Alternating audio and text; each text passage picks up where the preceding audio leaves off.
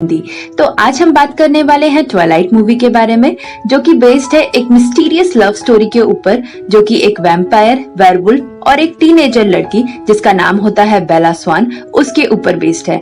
बेला स्वान हमारी मूवी की lead heroine है और ये मूवी कुछ इस तरह से शुरू होती है। बेला स्वान फिनिक्स में अपनी मॉम के साथ रहती है और उसकी मॉम ने वहाँ नई शादी करी हुई होती है और उसके पति का नाम होता है फिल। एक्चुअली फिल एक बेसबॉल प्लेयर होता है और उसकी वजह से उसे शहर में कई बार आना जाना पड़ता है। एक दिन बेला की माँ और उसका पति एक रोड ट्रिप पर जाने वाले होते हैं और उसकी वजह से बेला की स्टडीज काफी डिस्टर्ब हो रही होती है। इसलिए बेला डिसाइड करती है कि वो अपने पुराने पिता, जिनका नाम है चार्ली, वो उनके पास रहने चली जाएगी। तभी बेला स्वान अपने डैड के पास वॉशिंगटन डीसी चली जाती है, जहाँ उसके पापा, जो कि है चीफ ऑफ जस्टिस, वो बेला को उसके साथ अपने नए घर ले जाते हैं। वो जाकर उसे उसका कमरा दिखाते हैं और बेला को वहाँ अपने पास पाकर काफी खुश भी होते हैं। अगले ही दिन वो बेला को कुछ गिफ्ट करना चाहते हैं। इसके लिए वो अपने एक खास दोस्त बिली ब्लैक को वहाँ बुलाते हैं। बिली ब्लैक अपने बेटे जेकब के साथ वहाँ आता है और वो तीनों मिलकर बेला को एक नई कार गिफ्ट करते हैं और वो सब काफी खुश भी हो जाते हैं। अगले ही दिन बेला अपनी नई कार लेकर अपने नए स्कूल में जाती है, जिसका नाम होता है Fox high school, home of the Spartans. वहाँ जाकर वो अपने नए दोस्तों से मिलती है, जिनका नाम होता है टाइलर, एरिक, माइक और जेसिका। उनके साथ बैठकर वो ब्रेकफास्ट कर ही रही होती है, तभी वहाँ पर कुछ लोग एंट्री लेते हैं। तब बेला अपनी फ्रेंड से पूछती है कि वो लोग कौन है, तो जेसिका बताती है कि वो सब कलिन्स है, वो सब कार्लाइल के बच्चे हैं और वो सारे ही अडॉप्टेड है, पर वो सब काफी अजीब हैं। कार्लाइल ने अपनी फैमिली में काफी अजीब लोग पाल रखे हैं। तभी एंट्री होती है एमिट और रॉसली की, उसके बाद एंट्री होती है जैस्पर और एलिस की। तभी बेला पूछती है कि वो आखिर में कौन है, तो जेसिका बताती है कि वो है एडवर्ड कलिन। वहाँ से एंट्री होती है हमारे लीड हीरो एडवर्ड की। अगले ही सीन में हम देखते हैं कि सभी स्टूडेंट्स बायोलॉजी क्लास में बैठे होते हैं। बायोलॉजी क्लास के टीचर कहते हैं कि बेला, तुम जाकर एडवर्ड के पास बैठ जाओ क्योंकि वही एक सीट खाली है।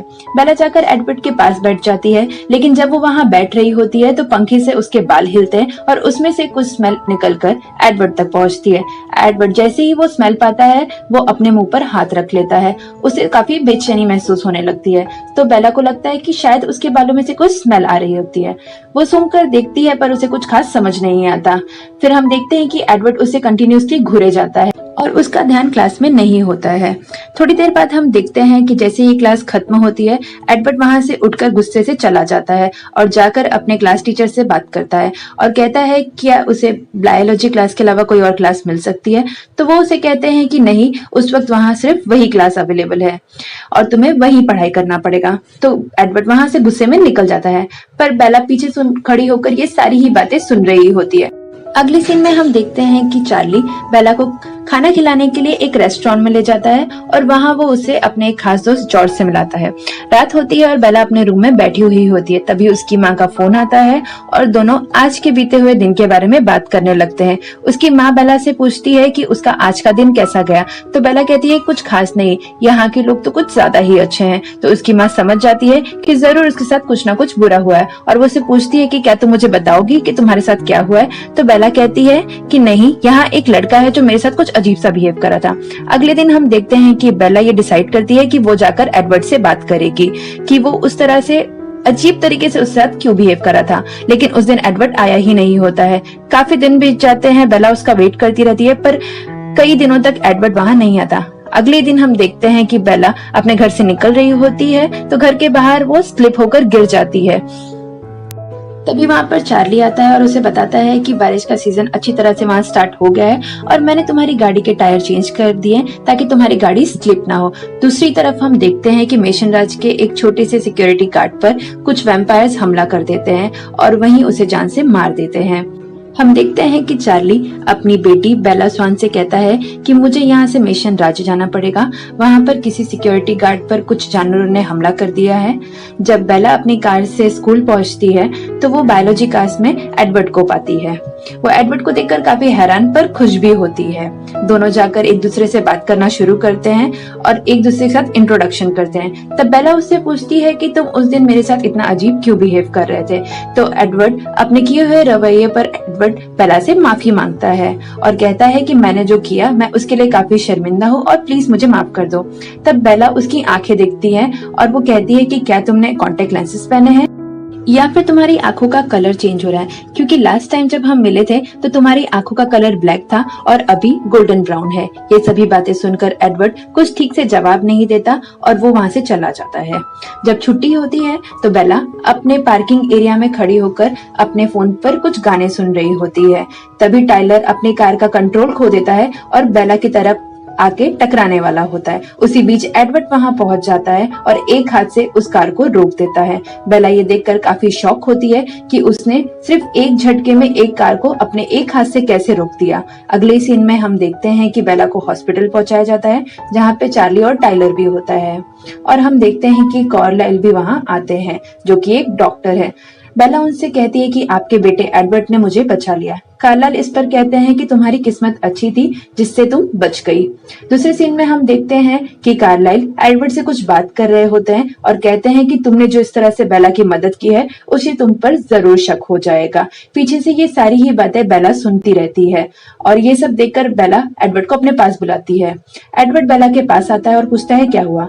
तो बेला कहती है कि तुमने आखिर ये सब किया कैसे, तुमने वहां से एक हाथ से उस गाड़ी को कैसे रोका। तो उस पर एडवर्ड कहता है कि मैंने एनर्जी ड्रिंक पी रखी थी। तो बेला कहती है कि नहीं, ऐसा नहीं हो सकता, तुम मुझसे काफी दूर खड़े थे और जैसे ही वो कार आई तुम झट से मेरे पास आ गई और तुमने उस गाड़ी को एक हाथ से रोक दिया। बेला उससे कहती है कि तुम्हें मुझे सच्चाई बतानी ही पड़ेगी कि तुमने ये सब कैसे किया। जिस पर एडवर्ड कहता है कि मुझे उससे कोई फर्क नहीं पड़ता कि तुम क्या जानना चाहती हो और तुम इसमें लगी रहो, क्योंकि मुझे तुमसे कोई मतलब नहीं। ऐसा कहकर वो चला जाता है। रात जब होती है तो बेला अपने कमरे में सो रही होती है। तभी एडवर्ड की परछाई बेला को नजर आती है और उसे देखकर उसे लगता है कि शायद एडवर्ड वहां आया था। वो रात भर उसी बात को सोचती रहती है कि किस तरह से एडवर्ड ने उसकी जान बचाई थी। अगले दिन हम देखते हैं कि बेला अपने स्कूल में जाती है तो उसके दोस्त उसे मिलते हैं और उसे अपने साथ लापुश जाने के लिए कहते हैं। वो एक पिकनिक जाना चाहते हैं। वो एडवर्ड को भी वहां अपने साथ चलने के लिए कहती है, पर एडवर्ड उससे ये कहकर टाल देता है कि वो ऐसी क्राउडेड एरिया पे जाना पसंद नहीं करता और लापुश काफी ही क्राउडेड एरिया है, इसलिए वो उसके साथ नहीं जाएगा। अगले दिन हम देखते हैं कि बेला, एरिक, टाइलर, माइक और जेसिका सभी लापुश बीच पर पहुंचते हैं और पिकनिक के लिए तैयार होते हैं। तभी हम देखते हैं कि जेकब और उसके कुछ दोस्त भी वहां पर आ जाते हैं। बेला काफी उदास बैठी हुई होती है क्योंकि उसने एडवर्ड को इनवाइट किया होता है, पर वो वहां नहीं आता।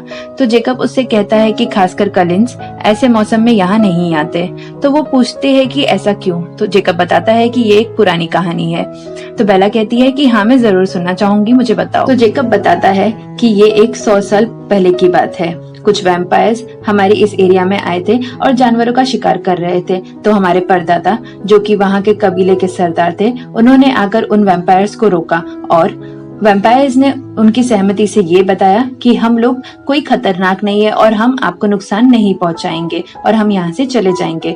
तो कबीले के सरदार ने और वैम्पायर्स के बीच में ये ट्रीटी होती है कि ना तो हम तुम्हारे इलाकों में आएंगे और ना ही तुम हमारे इलाकों में आओगे। ये बात सुनकर बेला काफी शॉक होती है और कहती है ये बात तो 100 साल पुरानी है, लेकिन कलिंस तो जस्ट अभी शिफ्ट हुए हैं। तो जेस्पर कहता है कि वो अभी नहीं, वो वापस लौटे हैं।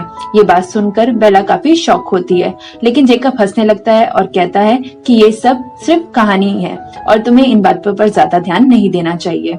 घर पर जाकर बेला इन सभी बातों को सोचती है और काफी परेशान होती है। वो जाकर गूगल पे सर्च करती है क्वाइलाइट लेजेंड्स के बारे में। क्वाइलाइट लेजेंड्स के बारे में उसे एक किताब के बारे में पता चलता है जो कि एक बुक स्टोर पर मिलता है। बुक स्टोर एक लोकेशन पर होती है जिसका नाम होता है पोर्ट एंजलिस। बेला ये डिसाइड करती है कि वो पोर्ट एंजलिस जाएगी और उस किताब को खरीदेगी। दूसरी की तरफ हम देखते हैं कि चार्ली का दोस्त जॉर्ज अपनी नाव के अंदर कहीं जा ही रहा होता है। तभी 3 वैम्पायर्स वहां आकर वहां उसका रास्ता रोकते हैं। उन वैम्पायर्स का नाम होता है जेम्स, लोरेंट और विक्टोरिया और वो तीनों ही मिलकर उस आदमी को मार देते हैं। अगले ही सीन में हम देखते हैं कि बेला अपने स्कूल जाती है। उस दिन स्कूल में काफी सनी डे होता है, काफी धूप निकली हुई होती है। तो वो जेसिका से पूछती है कि क्या आज एडवर्ड नहीं आया। तो जेसिका बताती है कि कलिंस धूप में कभी स्कूल नहीं आती। उनकी फैमिली हाइकिंग और राइडिंग के लिए उन्हें कहीं बाहर ले जाती है। बेला वहाँ बैठे बैठे काफी बोर होती रहती है। तभी जेसिका उससे कहती है कि स्कूल में प्रॉम नाइट शो होने वाला है और उसकी तैयारी के लिए वो अपने लिए कुछ ड्रेसेस खरीदना चाहती है। तो ड्रेसेस के लिए वो आज पोर्ट एंजलिस जाएगी। तो वो बेला से पूछती है कि क्या तुम भी मेरे साथ जाओगी। तभी बेला को याद आता है कि उसे भी पोर्ट एंजलिस वो बुक स्टोर में जाना था, इसीलिए वो उसके साथ जाने के लिए रेडी हो जाती है। थोड़ी देर में वो लोग पोर्ट एंजलिस पहुंचते हैं और वहां जाके प्रॉम नाइट के लिए कुछ ड्रेसेस ट्राई करने लगते हैं। तभी बेला काफी बोर हो जाती है और कहती है कि मुझे बुक स्टोर से एक बुक लेनी है, तो मैं बुक लेने के लिए जाती हूँ, तब तक तुम ड्रेसेस ट्राई कर लो। वहां से बेला एक बुक स्टोर पहुंचती है जहां से वो ट्वाइलाइट लेजेंड नाम की एक किताब खरीदती है। जैसे ही वो वहां से निकल रही होती है तभी कुछ गुंडे वहां आकर बेला को परेशान करने लगती है। बेला उनसे बचने की काफी कोशिश करती है पर वो गुंडे उस पर हावी होने लगते हैं। तभी हम देखते हैं कि एक कार आती है और उसमें से निकलता है हमारा हीरो एडवर्ड कलिन। एडवर्ड बाहर निकलकर सभी गुंडों को डराता है और धमकाता है। ये देखकर गुंडे वहां से भाग जाते हैं। फिर एडवर्ड बेला को अपनी कार में बैठाता है और वो दोनों वहां से चले जाते हैं। बेला उससे पूछती है कि वो ऐसा कैसे कर लेता है, उसे कैसे पता चला कि बेला को उसकी जरूरत थी। पर एडवर्ड इसका ठीक ठीक जवाब नहीं देता। बात करने के दौरान दोनों के हाथ टकराते हैं और बेला को ये काफी अजीब लगता है क्योंकि एडवर्ड के हाथ हद से ज्यादा ठंडे होते हैं। किसी आम आदमी के हाथ इतने ठंडे नहीं हो सकते। एडवर्ड भाप जाता है कि बेला को उस पर कुछ डाउट हुआ है, इसलिए वो कहता है कि उसे उन गुंडों को मारने का मन कर रहा है। तो बेला उसे कहती है कि तुम्हें ऐसा करने की जरूरत नहीं, तुम बस मुझे मेरे दोस्तों के पास छोड़ दो। तो एडवर्ड उसके दोस्तों के पास उसे एक रेस्टोरेंट लेके जाता है। उसके दोस्त वहां देखकर उसे काफी हैरान होते हैं और पूछते हैं कि वो दोनों साथ में क्या कर रहे होते हैं। तभी एडवर्ड ये कहता है कि बेला को काफी भूख लगी थी, इसलिए वो उसे वहां अंदर रेस्टोरेंट में ले जाना चाहता है। ये सुनकर उसके दोस्त वहां से चले जाते हैं और वो दोनों जाकर रेस्टोरेंट में बैठ जाते हैं। तभी बेला एडवर्ड से पूछती है कि वो ये सब कैसे कर लेता है। तुम हमेशा एंड वक्त पर वहां कैसे आ जाते हो जहां मुझे खतरा होता है।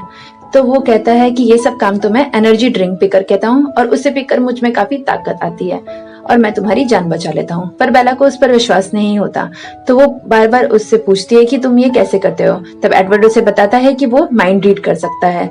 वो रेस्टोरेंट में बैठे कुछ लोगों के माइंड रीड करता है। वो कहता है कि किसी के माइंड में लव है, किसी के माइंड में पैसा और किसी के माइंड में है सेक्स। तभी वो दोनों वहां से कार में बैठकर चले जाते हैं। आगे निकलते वक्त उन्हें एक बिल्डिंग में एक कार नजर आती है। तो बेला कहती है ये तो मेरे पापा की कार है। तभी एडवर्ड भी कहता है कि हाँ, यहाँ तो मेरे पापा भी खड़े हैं, चलो चलकर देखते हैं आखिर माजरा क्या है। वहां पर पहुंचने पर उन्हें पता चलता है कि जॉर्ज की डेथ हो चुकी है, जो कि चार्ली का बेस्ट फ्रेंड होता है और उसकी इन्वेस्टिगेशन के लिए चार्ली वहां आए हुए होते हैं और एडवर्ड के भी डैड वहां पे ब्लड सैंपल्स लेने के लिए आए हुए होते हैं। वो सभी वहां एक दूसरे से मिलते हैं और एक दूसरे के साथ बातें करते हैं। कार्लाइल बेला को बताते हैं कि जेम्स की डेथ किसी जानवर के हमले की वजह से हुई होती है। उसके बाद बेला अपने डैड के पास जाती है और चार्ली को देखकर वो काफी दुखी होती है क्योंकि जॉर्ज और चार्ली काफी एक दूसरे के क्लोज होते हैं और उसके मर जाने की वजह से चार्ली काफी टूट जाता है। उसके बाद बेला अपने कंप्यूटर पे जाकर उन सभी ट्वाइलाइट लेजेंड्स के बारे में रिसर्च करती है। तो उसे पता चलता है कि स्पीड, स्ट्रेंथ और कोल्डनेस ये सारी ही बातें इंडिकेट करती है किसी इंसान के वैम्पायर होने की। तब बेला ये समझ जाती है कि एडवर्ड कोई और नहीं बल्कि एक वैम्पायर है। अगले ही दिन जब वो स्कूल जाती है और एडवर्ड उसे देखता है तो वो उससे नजरें नहीं मिलाती और सीधे सीधे जंगल की ओर चली जाती है। एडवर्ड उसका पीछा करते हुए जंगल जाता है और उससे पूछता है कि तुम्हारी प्रॉब्लम क्या है। तो बेला कहती है कि मैं तुम्हारे बारे में सब जान चुकी हूँ। मैं जानती हूँ स्पीड, स्ट्रेंथ और कोल्डनेस ये सारी ही बातें इंडिकेट करती है एक वैम्पायर की तरफ और तुम कोई और नहीं बल्कि एक वैम्पायर हो। तो एडवर्ड उससे कहता है कि हाँ, मैं एक वैम्पायर ही हूँ और मैं काफी खतरनाक वैम्पायर हूँ। मेरी आवाज, मेरी शक्ल और यहाँ तक कि मेरी महक ये सब सिर्फ झांसा देने के लिए बनाई गई है किसी शिकार को और तुम भी सिर्फ मेरे लिए एक शिकारी हो, इसीलिए तुम मुझसे दूर हो जाओ वरना मैं तुम्हारी जान ले लूंगा। तो बेला उससे कहती है कि नहीं, मैं तुमसे दूर नहीं हो सकती। तभी बेला को एडवर्ड अपने कंधे पर बैठाता है और माउंटेन टॉप पर लेकर जाता है। वो सूरज की रोशनी में जाकर खड़ा हो जाता है। जैसे ही वो वहाँ खड़ा होता है तो सूरज की किरणों में वो चमकने लगता है, शाइन करने लगता है। वो बेला को बताता है कि हम वैम्पायर्स धूप में इसलिए नहीं निकलते क्योंकि हमारी बॉडी शाइन करती है और लोग लोग अगर ये देखेंगे तो डर कर भाग जाएंगे और तुम्हें भी इसे काफी डर लगेगा, इसीलिए मैं तुम्हारे लायक नहीं हूँ और तुम मुझे यहाँ से छोड़कर चली जाओ। तो बेला उससे कहती है कि मुझे तुम पर पूरा विश्वास है, तुम मुझे नुकसान नहीं पहुंचाओगे। और वो दोनों एक दूसरे के साथ बात करते हैं और काफी क्लोज हो जाते हैं। और इस तरह से स्टार्ट होती है एक वैम्पायर और एक इंसान की प्यारी सी प्रेम कथा, एक शानदार लव स्टोरी। बेला और एडवर्ड अपनी लव स्टोरी और रिलेशनशिप को लेकर साथ साथ घूमने लगते हैं। पूरा स्कूल उसे देखने लगता है और काफी शौक भी होता है। एक दिन बेला एडवर्ड से पूछती है कि आखिर तुम वैम्पायर बने कैसे। तो एडवर्ड उसे बताता है कि ये 1970 की बात है। मुझे एक बीमारी हो गई थी जिसका नाम था स्पेनिश इन्फ्लुएंजा और मुझे कार्लाइल ने बचाया था। हालांकि कार्लाइल ने मुझे काटा और मुझे वैम्पायर बनाया, लेकिन उसमें सबसे ज्यादा दुख कार्लाइल को ही हुआ। उसने बताया कि कार्लाइल के लिए ऐसा करना काफी मुश्किल था, क्योंकि जब एक वैम्पायर किसी इंसान के खून पर अपने दांत लगा देता है तो उसके लिए उसे रोकना काफी मुश्किल होता है और बीच में रुक जाने से ही किसी इंसान को वो एक वैम्पायर में बदल सकता है। कार्लाइल ने ऐसा 2 बार किया, एक बार अपनी वाइफ के लिए और दूसरा एडवर्ड के लिए। ये जानकर बेला काफी शॉक होती है। तब एडवर्ड बताता है कि हमारी फैमिली अपने आप को वेजिटेरियन कहते हैं, क्योंकि हम सिर्फ और सिर्फ जानवरों का खून पीते हैं और अगर तुम्हारा खून पीने के लिए मिले तो मजा आ जाए। बेला उसे देखकर काफी शॉक होती है और वो दोनों वहां से चले जाते हैं। नेक्स्ट सीन में हम देखते हैं कि बेला अपने ट्रक के पास खड़ी होती है, तभी एडवर्ड उसके पास आता है और उसे कहता है कि मेरी फैमिली ने तुम्हें इनवाइट किया है रात को खाने पर। तभी हम देखते हैं कि वहाँ बिली ब्लैक आता है और वो दोनों एक दूसरे को देखते हैं। दोनों एक दूसरे को देखकर काफी घबरा जाते हैं और बिली ब्लैक को काफी गुस्सा भी आता है। अगले सीन में हम देखते हैं कि बेला एडवर्ड के साथ उसके घर पहुंचती है, जहाँ पे पूरी कलन फैमिली किचन के अंदर बेला के लिए कुछ खाना बना रही होती है। तो एडवर्ड कहता है कि बेला घर से खाना खाकर आई है। तो इस बात पर रोजली काफी गुस्सा होती है और अपने हाथ में जो खाने का बोल होता है उसे रोजली तोड़ देती है। उसके इस बिहेवियर को देखकर कार्लाइल कहते हैं कि तुम्हें ज्यादा गुस्सा करने की जरूरत नहीं है रोजली, बेला के लिए एक नई चीज है, वो तुम्हारे घर पर नई बार आई है, इसलिए तुम्हें उसका स्वागत ठीक तरीके से करना पड़ेगा। तभी वहाँ पर जेस्पर और एलिस भी आते हैं और वहाँ बेला को पाकर काफी खुश भी होते हैं, लेकिन उनके अजीब बिहेवियर को समझने के लिए एडवर्ड बेला को अपने साथ उसके रूम में लेकर जाता है। तभी हम देखते हैं कि एडवर्ड के वॉल पर काफी ग्रेजुएशन कैप्स होते हैं। बेला ये देखकर काफी हैरान होती है और उससे पूछती है कि ये सब तुम्हारी है। तो एडवर्ड उससे कहता है कि हाँ, ये सब हम जमा करते हैं, इसी की वजह से तो हम 3 साल तक किसी एक जगह पर रुक पाते हैं।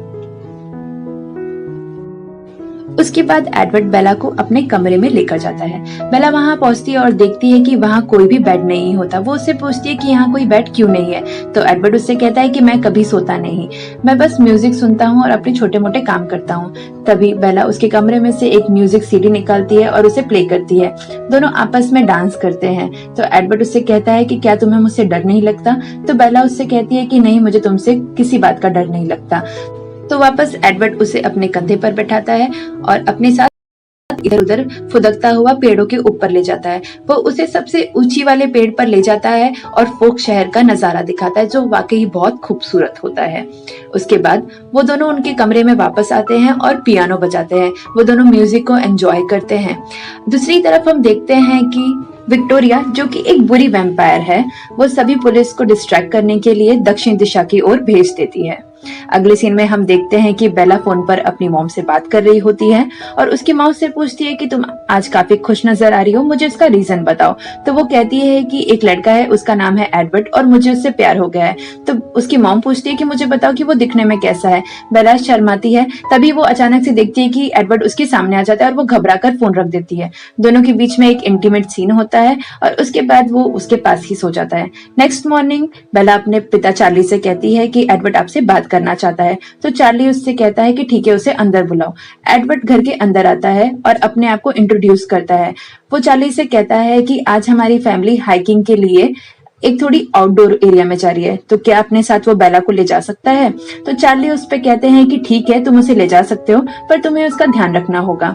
वहां से बेला और एडवर्ड कलिन फैमिली के साथ में बेसबॉल खेलने के लिए एक आउटडोर एरिया पहुंचते हैं। वो वहां देखते हैं कि वहां का मौसम काफी खराब होता है। तो बेला सोचती है कि आखिर इस खराब मौसम में ये सब बेसबॉल कैसे खेल सकते हैं। तभी हम देखते हैं कि उन सभी के बीच में एक शानदार बेसबॉल का मैच शुरू होता है।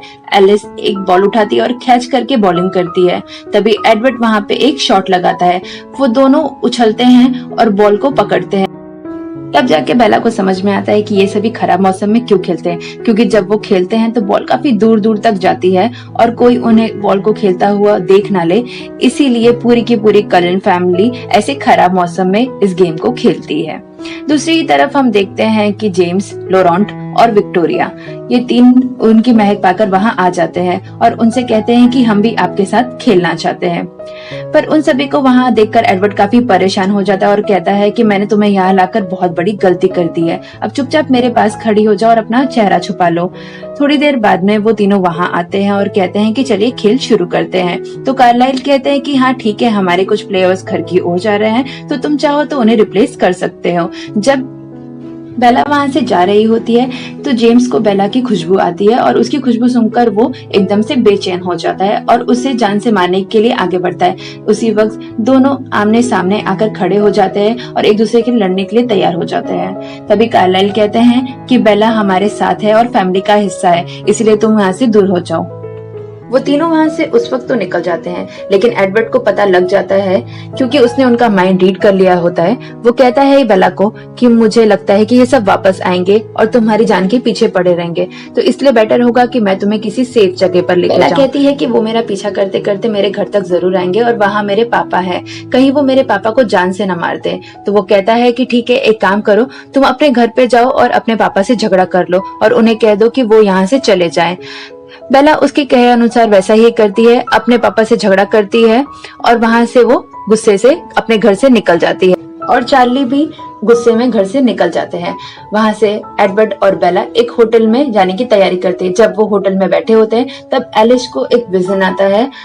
वो एक डांसिंग हॉल को देखती है जहाँ पे ढेर सारे कांच होते हैं। वो बेला से पूछती है कि क्या तुम ऐसी कोई जगह जानती है? तो बेला कहती है कि हाँ, जब मैं छोटी थी तो फिनिक्स में एक डांस हॉल था जिसमें काफी सारे कांच थे और वो कुछ इसी तरह से दिखता था। तभी वहां पर जेम्स का कॉल आता है बेला को और जेम्स बेला को कहता है कि मैंने तुम्हारी माँ को अगवा कर लिया है, अगर तुम उसे बचाना चाहती हो तो जल्दी से डांसिंग हॉल में आ जाओ। तभी बेला डांसिंग हॉल में जेम्स से अपनी माँ को छुड़वाने के लिए पहुंचती है। क्योंकि जेम्स बहुत ताकतवर होता है तो वो बेला पर हमला कर देता है और उसे जमीन पर गिरा देता है। वहां पर मुश्किल में पाता देखकर एडवर्ड भी वहां आ जाता है और एडवर्ड जेम्स से लड़ने लगता है, लेकिन उसी लड़ाई के बीच में जेम्स बेला के हाथ पर काट लेता है।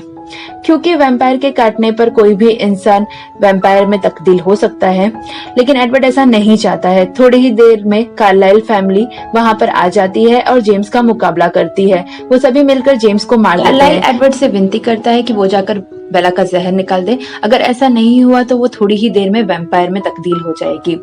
एडवर्ड ऐसा नहीं चाहता, इसीलिए वो जाता है और उसी जगह पर अपने दांत लगाता है जहां पर जेम्स ने उसे काटा हुआ होता है और उस वेनम को चूस लेता है ताकि बेला एक वैम्पायर ना बने। अगले ही सीन में हम देखते हैं कि बेला की आंख खुलती है और वो एक हॉस्पिटल में होती है जहां की उसकी माँ भी होती है। एडवर्ड ने उन्हें बताया हुआ होता है कि बेला सीढ़ियों से गिरने के कारण इतनी ज्यादा जख्मी हो जाती है। अगले ही सीन में हम देखते हैं कि बेला बहुत ही खूबसूरत तरीके से तैयार होती है और चलने फिरने लायक भी हो जाती है। तभी एडवर्ड वहां पर आता है और चार्ली से एक विनती करता है। वो चार्ली से बेला को अपने साथ ले जाने के लिए कहता है, पर चार्ली कहता है कि इस बार उसका ध्यान उसे ढंग से रखना होगा ताकि उसे दोबारा कोई नुकसान ना हो। चार्ली उन्हें साथ में जाने देता है। उसके बाद वो दोनों अपने प्रॉम नाइट पर पहुंचते हैं जहां एडवर्ड अपनी कार में कुछ लेने जाता है। उसी वक्त हम देखते हैं कि जेकब वहां आ जाता है और आकर बेला से कुछ बातें करने लगता है। वो उससे कहता है कि एडवर्ड उसके लिए बिल्कुल भी ठीक नहीं है और बेला को उसके साथ नहीं होना चाहिए। वो उसे बताता है कि बिली ब्लैक उसके पिता ने उससे कहा है कि वो बेला के साथ ज्यादा टाइम स्पेंड करे। तभी हम देखते हैं नेक्स्ट सीन में कि एडवर्ड उन्हें बात करते हुए देखता है और जेकब को वहां से जाने के लिए कहता है। ऐसा लगता है कि वो दोनों एक दूसरे को काफी टाइम से जान रहे होते हैं और दोनों को बिल्कुल भी पसंद नहीं करते। उसके बाद एडवर्ड और बेला अंदर प्रॉम नाइट में जाते हैं जहाँ वो बहुत ही बेहतरीन डांस करते हैं, जहाँ बेला एडवर्ड से कहती है कि वो भी उसे भी एक वैम्पायर बना दे, पर एडवर्ड कहता है कि वो इसके बारे में सोचेगा और ऐसा कहते हुए वह उसके गले पर किस कर लेता है। ये सारी ही चीजें विक्टोरिया, जो कि जेम्स की गर्लफ्रेंड थी, वो दूर से देख रही होती है और पूरी स्टोरी कुछ इसी तरह से खत्म हो जाती है। तो गाइस, आई होप आपको मेरी ये वीडियो पसंद आई होगी। तो अगर पसंद आई है तो प्लीज वीडियो को लाइक कीजिए, अपने फ्रेंड्स के साथ शेयर कीजिए और चैनल को सब्सक्राइब कर लीजिए क्योंकि हम ट्वाइलाइट का सेकंड पार्ट जल्द ही लेकर आ रहे हैं।